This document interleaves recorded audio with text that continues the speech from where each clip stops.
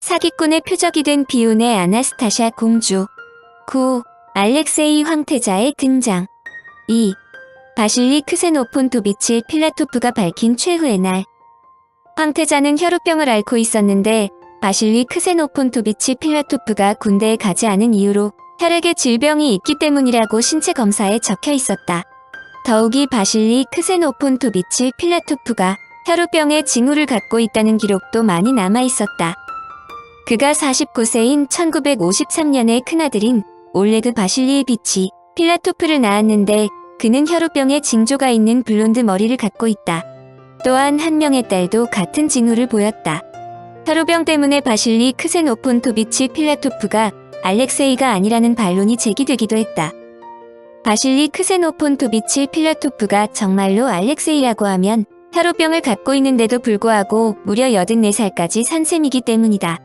그의 부인은 남편이 단 한 번도 병원에 간 적이 없다고 말할 정도로 바실리 크세노폰토비치 필라토프는 건강했다. 이에 대한 반론은 간단하게 확인되었다. 조사원들은 혈우병 센터에서 혈우병 환자임에도 불구하고 바실리 크세노폰토비치 필라토프와 마찬가지로 장수하는 경우가 적지 않다는 것을 발견했다. 여하튼 바실리 크세노폰토비치 필라토프가 알렉세이 황태자라면 아나스타샤 공주의 가짜 사건에서도 가장 큰 의문점으로 지적된 것이지만 그가 어떻게 살아있을 수 있는가였다. 처형의 날 알렉세이가 살아나지 않았다면 모든 내용이 거짓이 되기 때문이다. 바실리 크세노폰토비치 필라토프는 앤더슨 부인과는 달리 명쾌하게 자신이 살아난 과정에 대해 설명했다.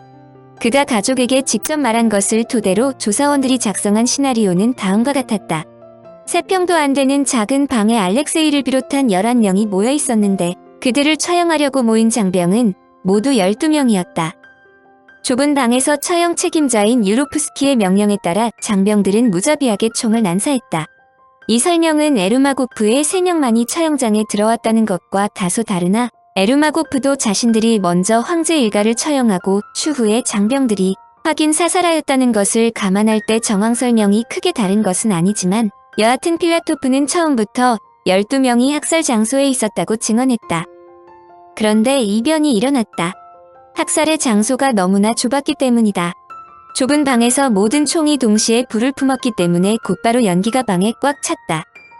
앞이 안 보이는 것은 물론 장병들은 기침을 하고 눈물을 흘렸다.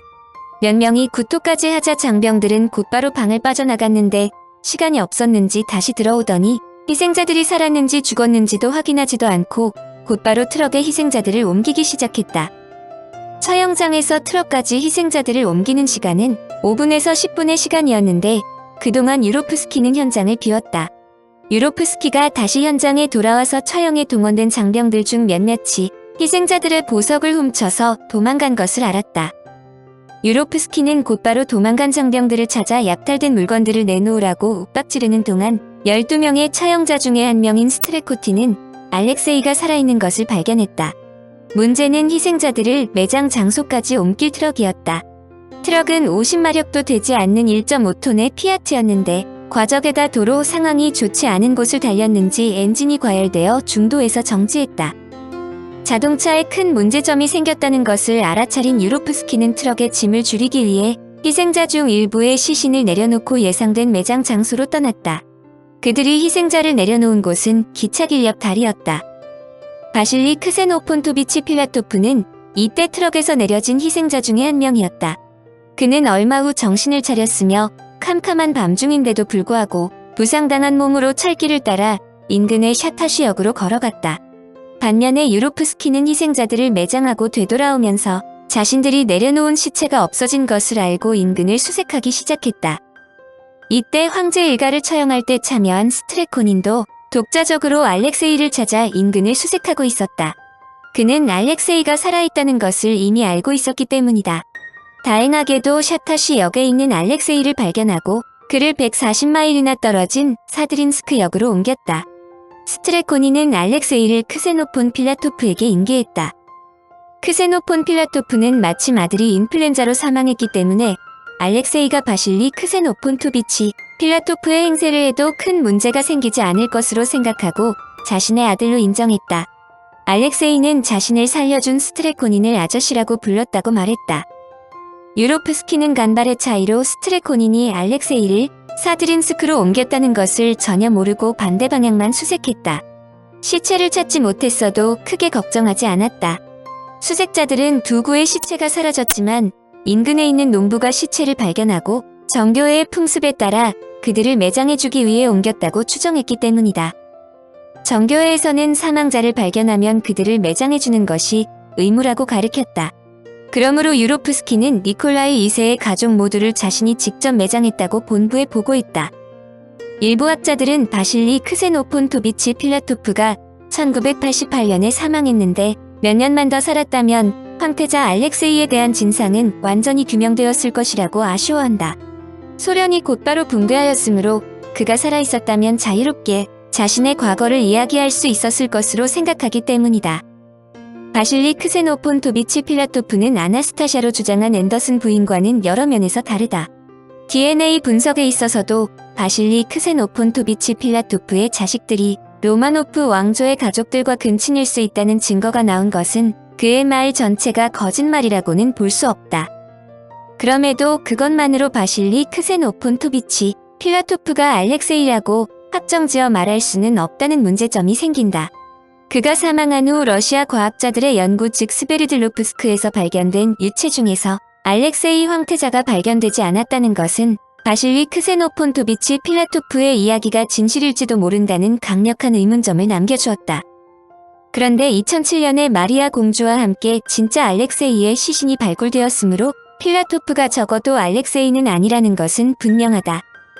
세상을 혼동으로 몰아간 니콜라 2세 가족 처형에 관한 시나리오는 처형에 가담했던 사람들이 제일 먼저 알렉세이와 마리아의 시신을 묻은 후 남은 시신들을 따로 매장했다는 것이다.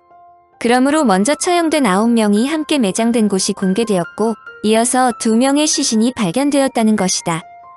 알렉세이의 시신이 발견되어 필라토프가 알렉세이가 아니라는 점은 확실해졌지만 바실리 필라토프가 죽기 전 왜 자신을 황태자라고 주장했는지에 대한 의문이 남는다. 사실 자신이 아나스타샤라고 주장한 것처럼 자신이 알렉세이라고 주장했던 사람들은 필라토프만은 아니다. 유독 아나스타샤와 알렉세이만 등장한 것은 당대에 두 사람이 살았다는 이야기가 많이 알려졌기 때문이다. 앤더슨이 아나스타샤라고 철저하게 위장할 수 있었던 것은 그녀가 아나스타샤와 용모가 유사한 것은 물론 아나스타샤가 실종 중이라는 것이 알려졌기 때문이다. 알렉세이의 경우도 실종한 것으로 알려졌으므로 자신이 알렉세이라고 참칭한 사람들이 많이 나타났다. 그런데 그들의 목적은 돈과 명예를 거짓말로 얻으려는 사기꾼의 수작에 지나지 않는다. 그러나 필라토프는 엄밀한 의미에서 앤더슨과는 차원을 달리한다. 우선 DNA 분석을 고려하면 그가 니콜라이 2세 황가와 연계됨은 틀림없는 사실이다. 자신이 그런 내용을 알고 진짜 알렉세이라고 발설했다면 여러 면에서 앤더슨보다 더 큰 파급을 초래했을 것이 분명한 일이었다. 그럼에도 불구하고 평생 나서지 않다가 죽기 직전에 아나스타샤까지 설명하면서 자기가 알렉세이라고 주장했다는 점이다. 이 문제에 관한 한 현재 설명되는 시나리오는 다음과 같다. 필라토프가 적어도 로마노프 왕조의 반계 후손이거나 혹은 니콜라이 2세의 혼외자식일 가능성이 있다는 것이다. 황제의 혼외자식이라 일반 귀족으로 숨겨져 로마노프 왕조 숙청 때 칼날을 피할 수 있었다는 주장도 있다. 필라토프 본인도 자신이 알렉세이 황태자의 사촌 또는 이복동생인 것은 알고 있었지만 소련 치하에서 자신의 친척들인 로마노프 왕조 사람들이 숙청당하는 것을 보고 신분을 숨기고 있다가 임종 직전에야 그걸 공개했다고도 이야기된다. 그럼에도 불구하고 자신이 알렉세이 본인이었다고 죽기 전에 실토했다는 것은 그 정도가 너무 심하다는 지적이 있는 것은 사실이다. 결론적으로 알렉세이의 시신이 발견되어 적어도 필라토프가 알렉세이는 아님이 분명하기 때문이다. 물론 그의 설명에 후한 점수를 주는 사람도 있다. 필라토프의 나이가 워낙 많아 즉 기억에 혼선이 생겨 자신이 알렉세이 본인이었다고 믿었다는 것이다. 참고적으로 영국은행에 엄청난 황제의 자금이 예치되어 있었다는 것은 사실이었다. 미국 시사주간지 타임의 회계부장과 경제부장을 역임한 윌리엄 클라크는 영국의 한 은행 자료실에서 러시아 황제의 마지막 계좌 입출금 명세서를 발견했다.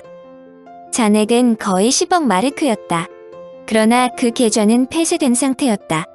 한마디로 프란지스카 스안스코프스카를 비롯하여 수많은 사람들을 돈의 노예가 되도록 만든 러시아의 해외 유출 자금은 전무했다. 클라크는 은행에 예치되었던 돈은 니콜라이 2세가 아버지인 알렉산더 3세로부터 상속받은 것이라고 다음과 같이 적었다.